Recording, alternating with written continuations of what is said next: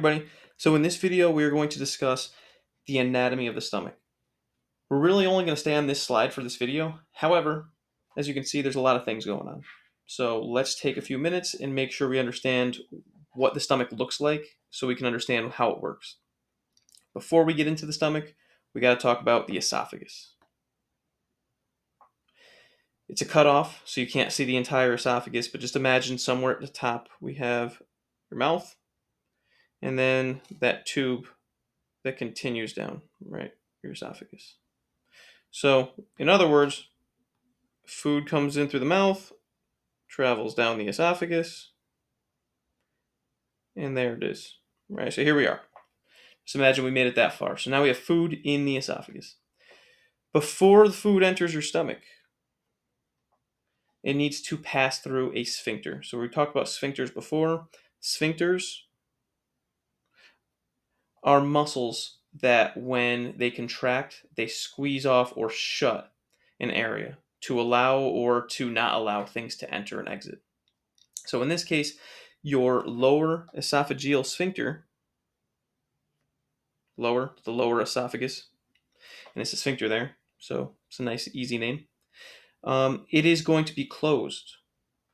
It needs to open up to allow food to enter. So once you open it, the food can then enter your stomach. It's also known as the cardiac sphincter because it's near the heart. Right, so this part of your stomach is near the heart. So before we go any further, like why would we want this closed? If I'm eating food, I want it open, right? Well, it's because what happens when you have a bunch of food and gastric juices inside of your stomach? We do not want them to go back up and into your esophagus. If you do that, we have this lovely symptom known as heartburn. So this is what gives you heartburn. So if food slips up and into the esophagus, it doesn't feel good, mostly because of the acids. Or you're going to throw up. So one or the other. So anyways, that is your lower esophageal sphincter or cardiac sphincter. So as we continue here, you can see this weird shape of your stomach.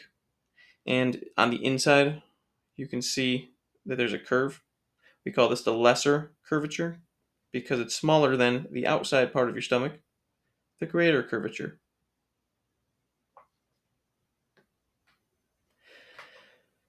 As you eat food, gravity is going to help us to make sure that the food and whatever digestive juices are in here send the food down towards the bottom. And because of that, most of the food and gastric juices are going to be filling up the bottom first before they move up. Which means the top part of the stomach typically does not have a lot of food in here, and it's often air that you may swallow. This is called the fundus or the fundic region of the stomach. Next up, as we look at the body of the stomach, you're going to see these folds. You see all these interesting looking folds.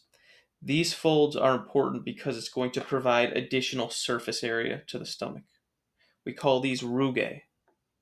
So when I say surface area, just imagine if you have a tissue and you just crumple it up into a ball.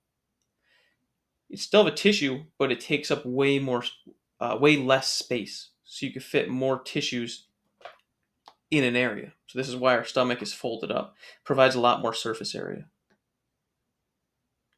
And then as we get towards the end, we have the pyloric region, which is the bottom part of the stomach. And this is where a lot of our food is going to end up, as well as the enzymes that have been breaking down the food in your stomach and gastric juices. What happens here is it kind of gets siphoned. The food gets kind of pushed down into this pyloric canal as it goes to leave the stomach. Before it does that, it needs to do something similar to how it got in. It needs to pass through another sphincter. In the pyloric region, we have the pyloric sphincter. And this will open up to allow our food into the small intestine.